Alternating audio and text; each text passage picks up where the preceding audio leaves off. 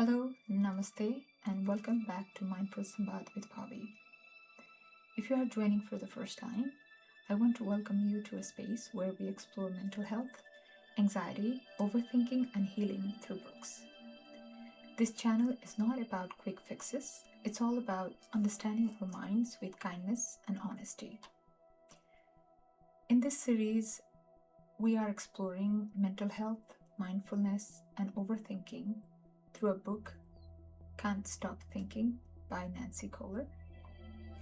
In our first episode, we talk about the introduction of this book, Addicted to Thinking. We explored how many of us are over-identified with our thoughts, how thinking becomes habitual, and how it creates an illusion of control while actually fueling mental exhaustion. If you haven't watched that episode, I recommend checking it first. It sets the foundation for today's discussion. Today, we will dive into the first main chapter after the introduction, entitled Awareness, Changing Our Relationship with Thoughts. In this chapter, Nancy Colier teaches us the first step to freedom from overthinking is awareness. Noticing your thoughts without judgment and how simply changing your relationship with your thoughts can reduce suffering. Let's quickly revisit the key ideas from the episode 1 that we discussed. Is that thinking is not inherently bad. It's a tool our mind uses for survival. Many of us are addicted to thinking, unconsciously replaying thoughts, analyzing everything, trying to prevent the pain. The problem is identification, because we assume our thoughts define us. Awareness begins where we notice, I'm not my thoughts. These are happening in my mind. Nancy Colier emphasizes that overthinking is often our mind's way of trying to keep us safe, but it keeps us disconnected from the present moment and fuels the anxiety. Now, this idea naturally leads us to the next question, that how we can relate to our thoughts differently then. That's what this chapter explores. This chapter is not about fixing the thoughts. It's about learning how to step out of them. Nancy Colier explains that awareness is the bridge between suffering and freedom.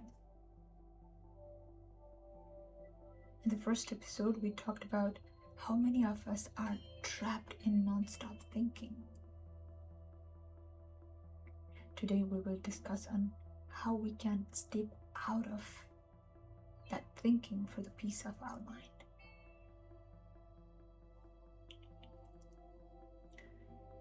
Most of us believe that peace will come after we fix our thoughts, after we think positively enough, after we control our mind. But here the author introduces a different idea, yet very meaningful and very deep.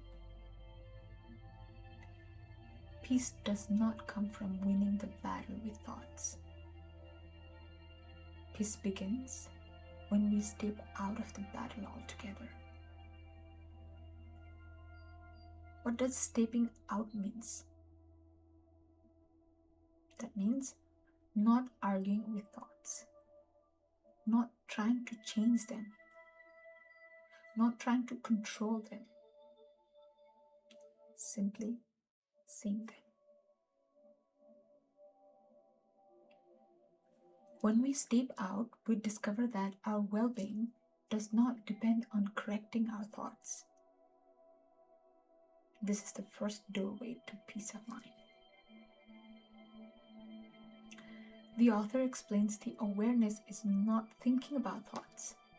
Awareness is watching the thoughts happen. When we practice awareness, we don't analyze, we don't fix, we don't menace, we simply notice. For a moment, you just imagine sitting in the movie theater watching a film. Just imagine you are watching a film in a theater. The movie plays, scenes change, emotion rise and fall. But you remain seated, watching. Your thoughts are like that movie. Awareness is the seat that you are sitting in. Do you jump into the screen and try to change the story, rewrite the story if you don't like it? No, right? You don't jump into the screen. You don't try to rewrite the story. You just watch it. This is awareness. In the same way, you imagine placing a camera on your mind. But instead of editing the footage, you just let it record. Thoughts appear, thoughts disappear, and you remain. This shows us something powerful. If you can see the thoughts, then you cannot be the thoughts. Awareness is the space in which thoughts appear. One of the most beautiful metaphors I like in this chapter is thoughts are like birds flying through the sky.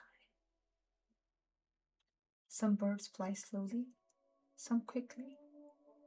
Some return again and again in the same place.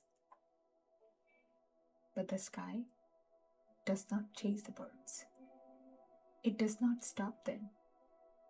It simply allows them to pass freely.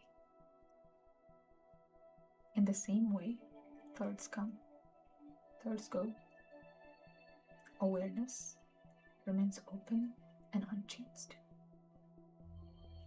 When we stop focusing only on birds and instead of noticing the sky itself, we begin to experience freedom. You are not the birds. You are sky.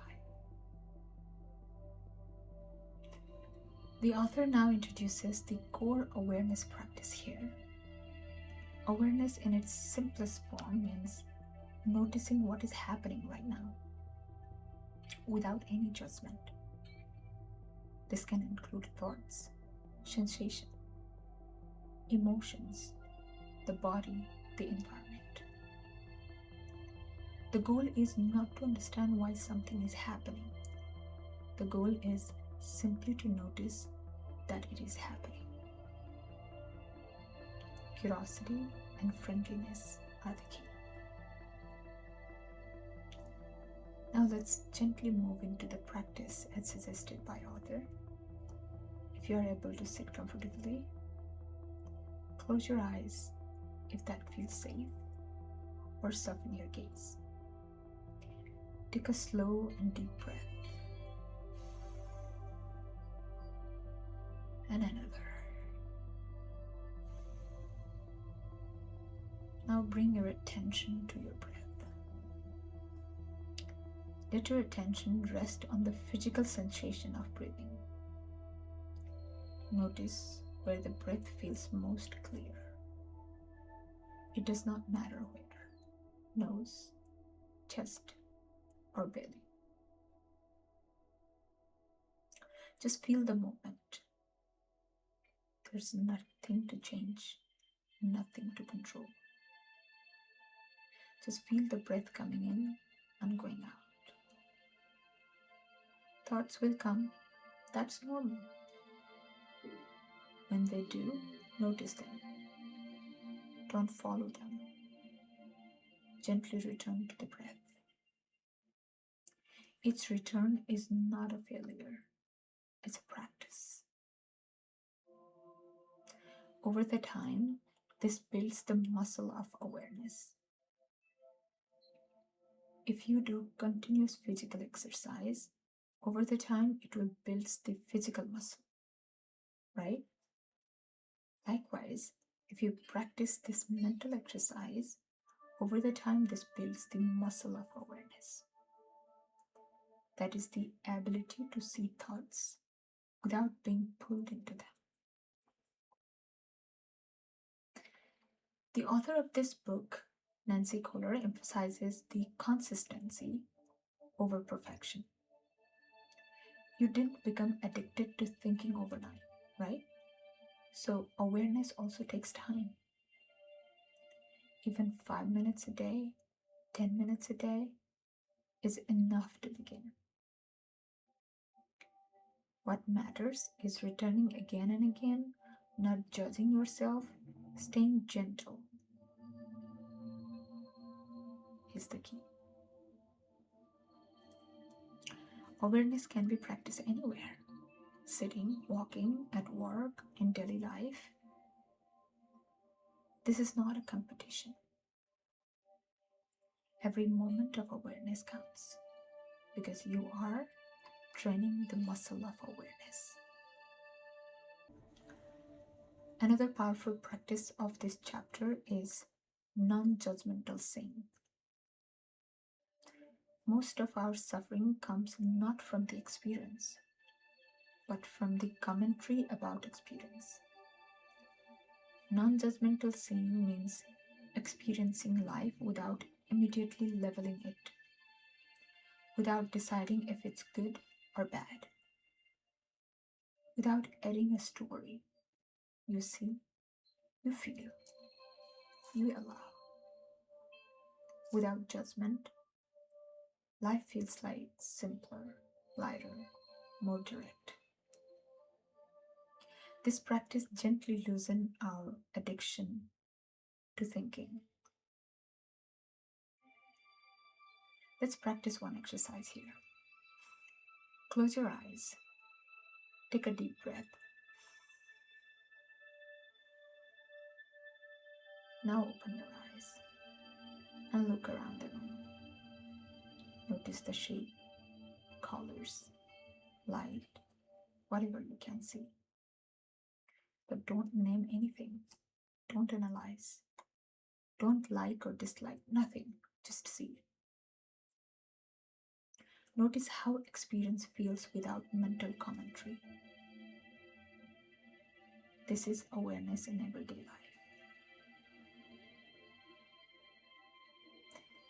This chapter teaches us something deeply reassuring, that you are not broken. Your mind is not enemy. You don't need to defeat your thoughts. This chapter teaches us something deeply reassuring, that you are not broken. Your mind is not the enemy. You don't need to defeat your thoughts.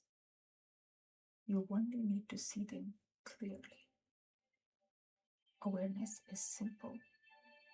Awareness is gentle, but yet very powerful. And it is already available to you right now. You just need to begin experiencing yourself. Thank you for being here. Thank you for choosing to pause and observe. In the next episode, we will explore why the mind obsesses over what hurts the most, and how thought loops and rumination create suffering. Until then, remember, you are not your thoughts. You are the awareness that sees them.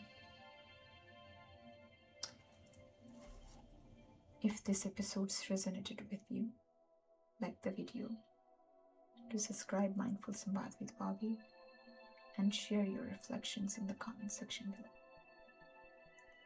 Thank you for taking this moment for your own mind. Thank you and namaste.